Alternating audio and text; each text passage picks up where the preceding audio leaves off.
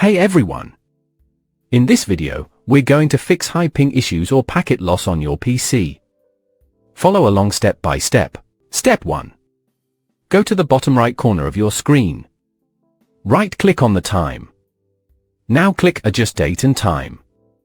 Make sure Set Time Automatically is turned on. Also turn on Set Time Zone Automatically. Then click Sync Now. Once it's done, close this window. Step 2. Right-click on your Wi-Fi or Ethernet icon in the taskbar. Choose Network and Internet Settings. Scroll down and click Proxy. Then click Setup under Manual Proxy Setup. Turn off the User Proxy Server option if it's on. Then click Save. Step 3. Let's run a few commands to refresh your network settings. Go to the search bar at the bottom. Type CMD. Right-click on Command Prompt and choose Run as Administrator. Now, one by one, type or paste these commands. ipconfig release.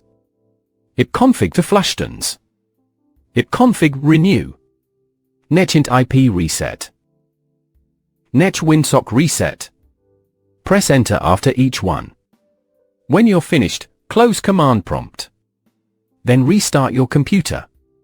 Step 4. If that didn't work, try resetting your network settings. Right-click the network icon again. Go to Network and Internet Settings. Scroll down and click Advanced Network Settings. Then choose Network Reset. Click Reset Now. Then confirm by clicking Yes. Your computer will restart. Step 5. Still not working? Let's change your DNS server. Search for Control Panel and open it. Click Network and Internet. Then click Network and Sharing Center. On the left, select Change Adapter Settings. Right-click on your current network. Click Properties. Scroll and double-click Internet Protocol version 4, TCP type IPv4. Select Use the following DNS server addresses. Type this. Preferred DNS server 8.8.8.8. Alternate DNS server 8.8.4.4.